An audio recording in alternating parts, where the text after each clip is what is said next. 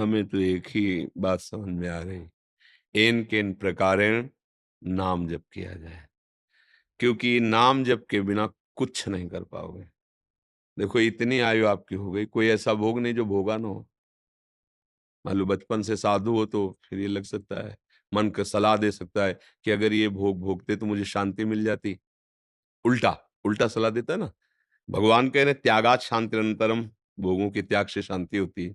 तो जितनी मन सलाह दे सकता है, चूंकि आप जवानी से ऊपर उठ चुके हो, अब यौवन अवस्था से तो ऊपर उठ ही चुके हो, तो कोई ऐसा भोग तो बचा नहीं जो मन ने कहा हो आप ना भोगा हो। अब ऐसे विकसित देशों में तो देख भी रहे हो, आपसे भी भाई कई गुना बढ़कर भोगने वाले हैं, कई गुना बढ़कर ऐश्वर्यवान है। क्या उनकी शांति आपको दिखाई देती है? उनका हृदय सुखमय दिखाई देता है? बाहर से चिकने चुपड़े, अंदर से अशांत, भ्रांत, क्लांत, असंतुष्ट, है ना? विश्राम स्थिति, शांत एकदम, मन प्रसन्न, भगवदानंद, अब कछु नाथ न चाही मोरे। ऐसा तो नहीं अनुभव होता, इन भोगों से हो भी नहीं सकता, क्योंकि शास्त्र अनुभवी सिद्ध महापुरुषों द्वारा, जो भगवत प्राप्त महापुरुष उनके द्वारा लिखे गए। तो हम ये नहीं कहते कि भोग नहीं भोगने चाहिए, हम ये नहीं कहते कि अर्थ नहीं कमाना चाहिए, हम ये नहीं कहते कि आप देश विदेश मत भागो, नहीं। जाओ, पूरी सृष्टि गोपाल जी की है, सकल भूमि गोपाल के या में अटक का, अलग अलग सीमाएं रख दी गई है, तो मेरे कृष्ण का ही सब कुछ वैभव, सब कुछ श्री कृष्ण का ही है। सारी भूमि गोपाल जी की है, श्री कृष्ण जी की है। हाँ, अब हमें यह ध्यान रखना है, अभी तक जो हुआ सो हुआ। अब अगर ये ध्यान रख लो कि जो जो किया उसमें तो सुख मिला नहीं, शांति मिली नहीं, और ना मिलेगी। हजारों जन्म भोग चुके हो, इस जन्म की क्या बात हो, तो माया के कारण विस्मृति हो जाती है। एक उपाय है जिससे विश्राम मिल जाएगा, शांति मिल जाएगी। गोस्वामी जी कह रहे हैं, तब लगी कुशल न जीव कहूं, सपने हूं मन विश्राम, जब लगी भजत न राम कहूं, शोक धाम तजी काम। जब तक भगवान का भजन नहीं होगा भाई, मान लो मेरी बात, चाहे जहां भाग के जाओ शांति नहीं मिलेगी। चाहे जितने रुपए कमा लो, चाहे जितने भोग भोग लो, तुम्हारा मन कभी तुम्हें शांति से नहीं, ये और जलाएगा, और वासनाएं बढ़ती चली जाएंगी। जितना है उससे कई गुना बढ़कर वासना हो जाएगी। तो एक उपाय है, जैसे भी बने नाम जप शुरू कर दो। क्योंकि आप ऐसे, आपका क्या, हमारे भी देश में ऐसी आधुनिकता चल गई है, खान पान की पवित्रता नष्ट हो गई है। अब आप कोई हवन नहीं कर सकते हो, क्योंकि आपको पर्याप्त घी नहीं मिल सकता शुद्ध, धान्य नहीं मिल सकता शुद्ध, जिसमें उर्वरक खाद आदि पड़ी है ना, ये हवन करने लायक पदार्थ नहीं उपजते।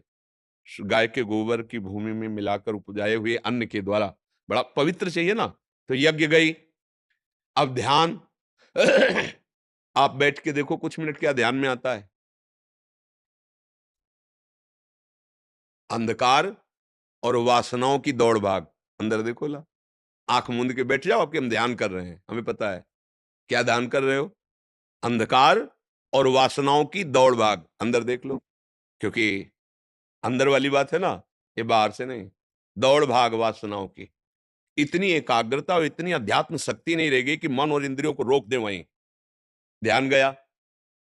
अब पूजा, कौन सी ऐसी पूजा सामग्री है जिससे आप प्रभु को रिझा लोगे? सब जगह अगर एक फल लो ना, तो उसमें भी कुछ न कुछ ऐसा, या तो लेप है या इंजेक्शन लगा है। किस फसल का अब भी फल ले लो, तो बिना इसमें केमिकल लगाए वो बना हुआ है क्या? वो अपनी क्षमता खो चुका है, उसके ऊपर जो क्षमता है वो औषधियों की, केमिकल की। भगवान को कैसे हम भोग लगाएं? शुद्धता चल जा रही है, शुद्धता कहाँ है? कहाँ शुद्धता है जिसे पवित्रता कहते हैं? ना इंद्रियों की रह गई, ना शरीर की रह गई। अब आप सब ये देख ही रहे हैं, क्या जितेंद्रियता। अरे, ये जो चल रही आधुनिकता, आप देख रहे हैं इसमें जितेंद्र। अब कैसे उसको सुधारा जाए? क्या उसका जीवन बच्चे को होगा जिसको यही पता नहीं कि जो मैं क्रिया कर रहा हूं वो मेरे जीवन का नाश कर रही है? कब यौवन अवस्था उसमें संचरित होगी? गेहूं की फसल किसान आदमी अगर कोई होगा तो जानता होगा, एक अवस्था को कहते हैं गलेथ। गलेथ माने अभी बाली निकलने को है, उस समय फसल काट लो, एक भी दाना नहीं मिलेगा, और भूसा भी वो पावरफुल नहीं रहेगा उसका। अगर वो समय से परिपक्व हो जाती है, तो 50 मन गेहूं वहीं से होता है। ऐसे ही 20 वर्ष तक की अवस्था कम से कम ब्रह्मचर्य युक्त रहे, फिर गृहस्थी आदि में, तो वो कभी डाउन नहीं होगा, वो कभी नष्ट प्राय नहीं होगा। उसके अंदर में अध्यात्म शक्ति ब्रह्मचर्य की रहेगी और वो थोड़े समय के बाद फिर अपने संयम में आ जाएगा। अब वो बच्चा वो संयम लायक ही नहीं रह गया, क्योंकि जैसे वो गलेथ में गेहूं काटे एक भी दाना नहीं, अभी तो उसका ब्रह्मचर्य बनना शुरू हुआ था, उसने जीवन को नष्ट कर दिया। अब कौन सी साधना होगी? ध्यान होगा, इससे पुरुषार्थ बनेगा। एक उपाय कलयुग में रह गया, केवल नाम। नाम, ये बड़े बड़े महापुरुषों को शोध, तुम जैसे भी हो, राधा राधा राधा राधा, कृष्ण कृष्ण कृष्ण कृष्ण, हरि हरि हरि, यज्ञाग्ये वर्तते नाम तुभ्यम, अहो वत्सपचतो गरीयान।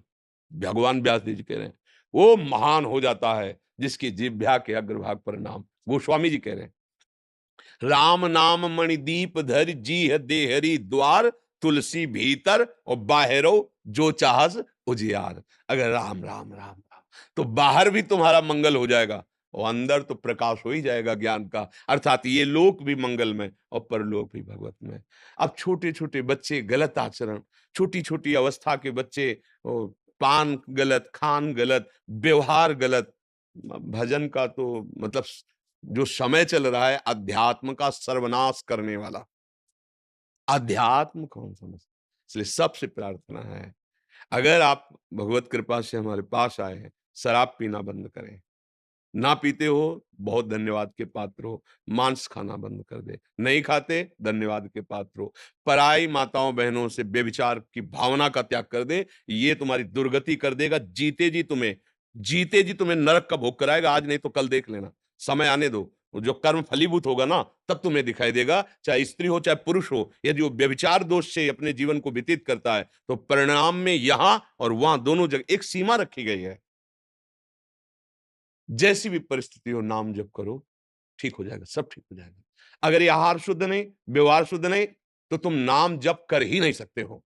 पापवंत कर सहज स्वभाव, भजन मोरते भाव न काऊ, जो पे दुष्ट हृदय सोई होई, मोरे सन्मुख आओ की सोई। श्री भगवान के वचन है। इसलिए पापाचरण से कभी किसी को शांति नहीं मिलती। पापाचरण क्या है खुद जानते हो, सब जानते हैं, क्योंकि सबके हृदय में भगवान बैठे। जब आप गलत कदम उठाओगे तो कोई रोकता है, गलत है मान जाओ, वो सदगुरु अंदर बैठा हुआ तुम्हें उपदेश। पर मन की मानने वाले हम लोग उनकी बात ही नहीं मानते और हिलना करके चल देते हैं। तो खूब नाम जप कीजिए, कहीं भी रहिए, खान पान व्यवहार आपका पवित्र हो, नाम जप कीजिए, एक ही उपाय है और कोई उपाय मेरी समझ में नहीं आता है। दूसरों को सुख पहुंचाइए, धर्म की सीमा में रह करके, तन द्वारा, धन द्वारा, मन द्वारा।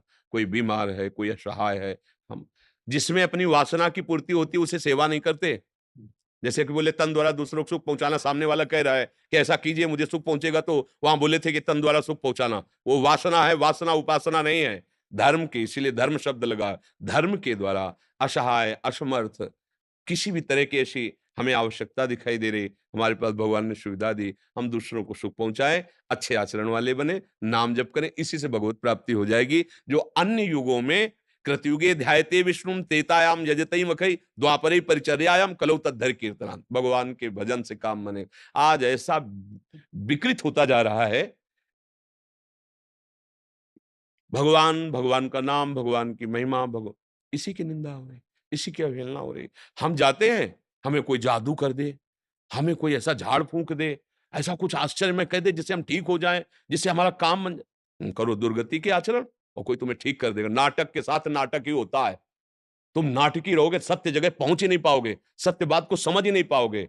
सत्य में चलो, तुम्हारा मंगल हो जाएगा, कोई तुम्हारा दूसरा मंगल नहीं कर सकता। अपना मंगल खुद आप करो, नाम जप करो, अच्छे आचरण करो, आशीर्वाद मांगने की जरूरत नहीं है, आशीर्वाद ही आशीर्वाद तुम्हें घेर लेगा। और तुम करो बेविचार, पियो शराब, खाओ मांस और सोचो हम कहीं चले जाएं, कुछ भेंट देके, कुछ जंतुर मंतुर बनवा करके हम सोच दो जब कुछ नहीं होने वाला, करके देख लेना। सत्य वस्तु एक अपना प्रभाव रखती है, सत्य वस्तु प्रभाव रखती है, पर सत्य को समझना थोड़ा कठिन होता है। हाँ, ऐसे अरे तुम्हारे कर्म ही तुमको दुख सुख दे सकते हैं। अच्छे कर्म करो, भगवान नाम जप करो, दूसरों को सुख पहुंचाओ, किसी के आशीर्वाद की जरूरत नहीं है। तुम भगवान के अंश हो, तुम स्वयं में पूर्ण हो यार, तुम समझो। मारे मारे घूम रहे हो, तुम्हारे आचरण खराब है इसलिए तुम समझ नहीं पा रहे हो। जो यहां इतना भी कम नहीं, यहां वही बैठा हुआ है जिसके बल से हम दहाड़ रहे हैं, उसी के बल से तुम भी बलवान हो। केवल तुम अपने बात को समझो। तुम गिर रहे हो इसलिए नहीं समझ पा रहे। थोड़ा सा पैर जमाओ, तुम ललकारने लगोगे। जो काम क्रोध लोभ मोह मद मत्सर तुम्हें परास्त कर रहे हैं ना, तुम भी मुस्कुरा के निकलोगे उनके बीच से। बहादुर के बच्चे हो, अखिल बलशाली भगवान के तुम अंश हो। यार इन फालतू वाली बातों में काहे को समय बर्बाद करते हैं? तो अरे भाई ऐसे मतलब समझ में नहीं आ रहा, लोगों को समझ में नहीं आ रहा है। भागे घूम रहे। अरे उतनी देर बैठ के राम राम जप, कृष्ण कृष्ण जप, राधा राधा जप, किसी की जरूरत नहीं तेरे को। तो बैठ। सत्संग संत संग क्यों किया जाता है? क्योंकि मैं संतों के पास जाऊं।